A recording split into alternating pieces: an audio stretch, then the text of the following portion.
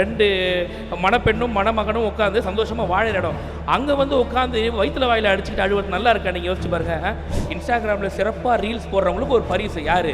இந்த திமுக சொல்லிட்டு இருக்கு. அவன் உடனே ஓடி வருகிறார் உதயசூரி. டேய், இந்த கன்றையெல்லாம் பார்க்கணும்டா. நாங்கள் இதில் இன்னும் ஒரு கவலை என்னன்னா, 1989 2025 வரைக்கும் ஸ்டாலின் இல்லாத சட்டசபையே கிடையாது. ஆனால் இப்போ வீட்டில் ஒரு மூலையில் உட்கார வச்சிருக்கோம். மாற்றத்துக்காக தான் ஓட்டு போடணும்னா திமுகக்கும் அதிமுகக்கும் மாற்றா இருக்கக்கூடிய சீமானுக்கு ஓட்டு போட்டிருப்பாங்கல்ல. இன்னைக்கு வரைக்கும் சீமான ஒரு வார்டு கவுன்சிலராக கூட ஆக்காம வச்சிருக்காங்கன்னா என்ன காரணம்? மக்களுக்கு மாற்றம் இல்லை. இவர் தலைவன். யாரு தலைவன் யாரு தரகர்னு மக்களுக்கு நல்லாவே பிரித்து பார்க்க தெரியும். மக்கள் எல்லாரையும் அங்கங்கே வைப்பாங்க. சரி, ஓகே. இப்போ இங்கே வந்து எல்லாரும் பேசலாம் அப்படின்னு ஒரு முன்னெடுப்பு எடுத்தோம். அந்த டைமில் வந்து யார் யார் எதை பற்றி பேசலாம் அப்படின்னு டிஸ்கஸ் பண்ணும்போது ஒவ்வொருத்தரும் ஒன்று சொன்னாங்க. சரி, நீங்கள் எதை பற்றி நான் பேச போகிறீங்கன்னு கேட்கும்போது நான் சொன்னேன், இல்லைப்பா, ரொம்ப முக்கியமான விஷயத்தை பற்றி பேசணும். அதாவது இன்றைக்கி பார்த்தோன்னா இந்த திருமண நிகழ்வுகளில் போய் ஒப்பாரி வைக்கிறது ஒரு ஃபேஷனாக எடுத்துக்கிட்டு இருக்காங்க இன்றைக்கி. ஸோ கண்டிப்பாக அதை பற்றி பேசி ஆகணும், மக்களுக்கு ஒரு புரிதலை கொடுத்தாகணும். இனிமேல் அந்த கும்பல் திருமணம் பக்கம் வந்தால் கட்டையால் அடித்து ஓட விடுங்கன்ற நான். ஏன்னா அது ஐயா உட்காந்துட்டு இருக்காரு பாருங்க. ஐயா, உங்கள் வாழ்க்கையில் எத்தனை திருமணங்கள் பார்த்துருப்பீங்க? திருமணங்கள்லாம் எப்படி எவ்வளோ கஷ்டப்பட்டு பண்ணுறது நீங்கள் யோசிச்சு பாருங்கள். ரெண்டு மணப்பெண்ணும் மணமகனும் உட்காந்து சந்தோஷமாக வாழற இடம். அங்கே வந்து உட்காந்து வயிற்றுல வாயில் அடிச்சுக்கிட்டு அழுவது நல்லா இருக்கா? நீங்கள் யோசிச்சு பாருங்கள். இல்லை, என்னன்னா ஒரு குழந்தை கூட தோத்துட்டோம் அப்படின்னாக்கா அடுத்து எப்படி ஜெயிக்கலாம்னு நினச்சிட்டு ஓடும், பயணிக்கும். ஆனால் இந்த தோல்வியை ஒத்துக்க முடியாமல் ஒரு கல்யாண வீடாக போய் ஒப்பாரி வச்சுட்டு இருக்காங்க. அதில் வேற சொல்கிறாங்க, இந்த மாப்பிள்ளை சொம்பு கொடுத்தா தான் தாலி கட்டுவார் அப்படிங்கிற மாதிரி. எங்களுக்கு நீங்கள் வந்து மேடையை போட்டு மைக்கு போட்டால் தான் நாங்கள் வருவோம் அப்படின்றாங்க. நீ வரவே வேணாம், வீட்லேயே உட்காரு.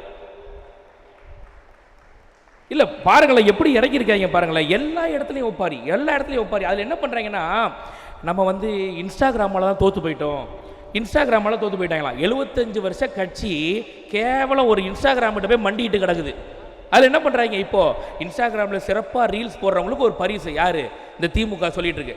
அவன் உடனே ஓடி வருகிறார் உதயசூரி. டேய், இந்த கன்றையெல்லாம் பார்க்கணும்டா.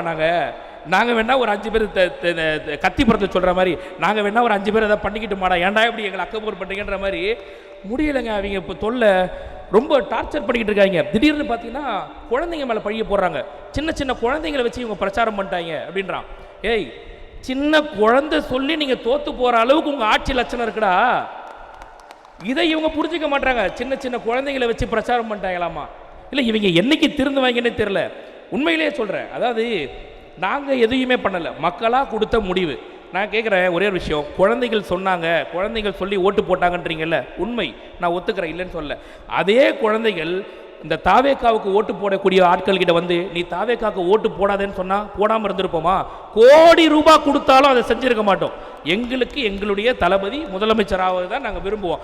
ஆனால் இந்த திமுகவுக்கு ஓட்டு போடாதீங்கன்னு சொன்னாங்களாம், உடனே மாற்றி போட்டாங்களாம். அப்போ திமுகவோட லட்சணம் என்னவா இருக்குன்னு பாருப்போ. இதை அவங்க புரிஞ்சிக்காம குழந்தைங்களை வச்சு பிரச்சாரம் பண்ணிட்டாங்க அப்படின்ட்டு உட்காந்து ஒப்பாரி வச்சுட்டு இருக்காங்க. உண்மையிலே சொல்கிறேன், இங்கே வந்திருக்க இந்த கூட்டமே ஒரு சாட்சி. தாவேக்கான்றது ஒரு குடும்பம், அது ஒரு குடும்ப நிகழ்ச்சி அப்படின்றதுக்கு. ஏன்னா காசு கொடுத்து கூட்டிகிட்டு வரல. அங்கே பாருங்கள் எத்தனை குழந்தைகள் உட்காந்துட்டு இருக்காங்க, எத்தனை பெண்கள் உட்காந்துட்டு இருக்காங்கன்னு சொல்லிட்டு. தாவேக்காவுக்கு காசு கொடுத்து கூட்டிகிட்டு வர வேண்டிய அவசியம் கிடையாது. ஆனால் காசு கொடுத்து கூட்டிகிட்டு வந்து மக்கள் யாருமே அவங்க மேலே திருப்தி இல்லாமல், யாருமே ஓட்டு போட விருப்பம் இல்லாமல் காசை கொடுத்து ஓட்டை வாங்கிட்டு நாங்கள் ஏன் தோற்று போனோம் உட்காந்து யோசிக்கிறாங்க, ஏன் தோற்று போனோம் அப்படின்ட்டு. உண்மையிலேயே சொல்கிறேன், அவங்களோட ஒப்பாரிக்கான காரணம் என்ன தெரியுமா?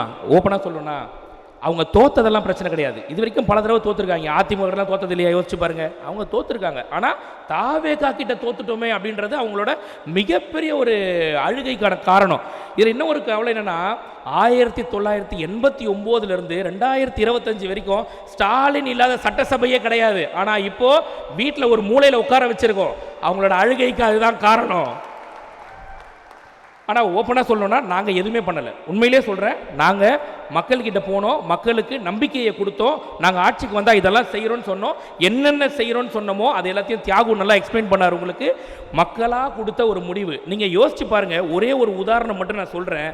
இவரோட ஆட்சி காலத்தில் கள்ளக்குறிச்சியில் 60 பேர் இறந்து போனாங்க. அங்கே போய் பார்க்கவே கிடையாது.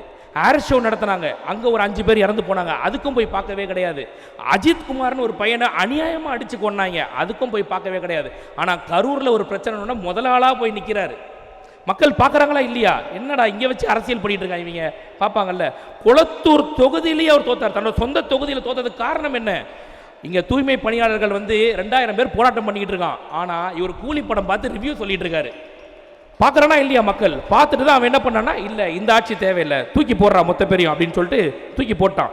இதெல்லாம் தான் ஒரு ஆட்சி மாற்றத்துக்கான காரணம்.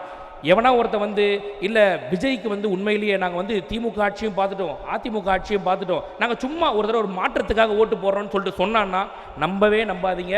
மாற்றத்துக்காகலாம் ஓட்டு போடல, முழு மனசோட ஓட்டு போட்டிருக்கான். எதை வச்சு சொல்கிறேன் அப்படின்னா, எதை வச்சு சொல்கிறேன்னா, மாற்றத்துக்காக தான் ஓட்டு போடணும்னா திமுகக்கும் அதிமுகக்கும் மாற்றா இருக்கக்கூடிய சீமானுக்கு ஓட்டு போட்டிருப்பாங்கல்ல. இன்னைக்கு வரைக்கும் சீமான ஒரு வார்டு கவுன்சிலராக கூட ஆக்காம வச்சிருக்காங்கன்னா என்ன காரணம்? மக்களுக்கு மாற்றம் இல்லை. இவர் தலைவன். யாரு தலைவன் யாரு தரகர்னு மக்களுக்கு நல்லாவே பிரிச்சு பார்க்க தெரியும். மக்கள் எல்லாரையும் அங்கங்க வைப்பாங்க. இன்னும் ஒரு விஷயம் இந்த மேடையில் கண்டிப்பாக சொல்லணும். ஒரு விஷயம் எல்லாருக்குமே தெரியும். அதாவது 2 பேருக்கு நடுவில் தான் போட்டி. ஒன்று இன்னொன்று சூப்பர். இதை இந்த மேடையில் நான் மாற்றணும்னு நினைக்கிறேன். இந்த மேடையில் எங்கள் முதலமைச்சரும் சொன்ன விஷயம் இதுதான். முதலமைச்சருக்கும் ஒரு அன்பான ரெக்வஸ்ட் என்னன்னா, டிவிகே டிஎம்கே ரெண்டும் தான் போட்டின்னு சொன்னார் இல்லையா? கிடையவே கிடையாது. ஏன் சொல்கிறேன்னா, ஒரு 3 வருஷத்துக்கு முன்னாடி ஒரு கட்சியை ஆரம்பித்து இன்னைக்கு தனிச்சு போட்டியிட்டு 108 இடங்கள்ல மக்கள் செல்வாக்கோட ஜெயிச்சு நிற்கிற நம்ம எங்க அண்ணா பேரையும் பெரியாருடைய பேரையும் வச்சுக்கிட்டு அப்பா முதுகுல சவாரி செஞ்சுக்கிட்டு 23 கட்சி கூட்டணியை வச்சுக்கிட்டு 80 சீட்டு கூட ஜெயிக்க முடியாத நீங்க எங்க? எப்படிங்க தாவேக்காக்கு எப்படிங்க திமுக போட்டியா இருக்க முடியும்? இந்த மேடையில் நான் அதை உடைக்கிறேன். தாவேக்காக்கு நிகரா எந்த கட்சியும் கிடையாது. குறிப்பாக திமுக கிட்ட கூட வர முடியாதுன்றத இந்த இடத்துல அழுத்தம் திருத்தமா நான் சொல்லிக்கிறேன். நான் அதே மாதிரி இன்னைக்கு வந்து ஒரு ஃபேஷன் ஆயிடுச்சு. என்னன்னா, நோ உதயனா தம்பி நான் அப்படின்றது ஒரு ஃபேஷன் ஆயிடுச்சு இன்னைக்கு. இல்லை எனக்கு ஒரே ஒரு கேள்வி தான். ஏய் இங்கே வாடா, இங்கே உன்னை தானே தேடிட்டு இருக்கேன், வாடா இங்கே. என்னடா பண்ணார் உங்கள் உதயனா? இல்லை என்ன பண்ணார் உங்கள் உதயனா? மக்களுக்காக ஏதாவது போராட்டம் பண்ணாரா? இல்லை மக்கள் பிரச்சனைக்காக போய் முன்னால் போய் நின்னாரா? இல்லை இலவச பள்ளிக்கூடம் நடத்தினாரா? இல்லை மாணவர்களுக்கு ஏதாவது நோட்டு புத்தகம் வழங்கினாரா? எதுவுமே பண்ணாமல் உதயனா தம்பினா அப்படின்றான். டேய் 2008 மீனவர்களுக்கு ஒரு பிரச்சனை போய் முதலாள போய் உட்கார்றாரா? இலவச பள்ளிக்கூடம், மக்கள் பயிலகம், இன்னும் பல விஷயங்கள். அதாவது மாணவர்களுக்கு கல்வி விருதாக இருக்கட்டும், முட்டைப்பால் ரொட்டி திட்டமாக இருக்கட்டும், உடல் உறுப்பு தானமாக இருக்கட்டும், ரத்த தானமாக இருக்கட்டும், எவ்வளோ விஷயம்டா. அவர் நடிகராக இருக்கும் போது அவ்வளோ பண்ணாரா? திமுறா காலரை தூக்கி விட்டுட்டு நாங்கள் சொல்லலாம்டா தளபதியோட தொண்டன்னு. வேணும்னா நீங்கள் ஒரு விஷயத்துக்கு வேணா சொல்லலாம். நோ உதயனா தம்பின்னு எதுக்கு தெரியுமா சொல்லலாம்?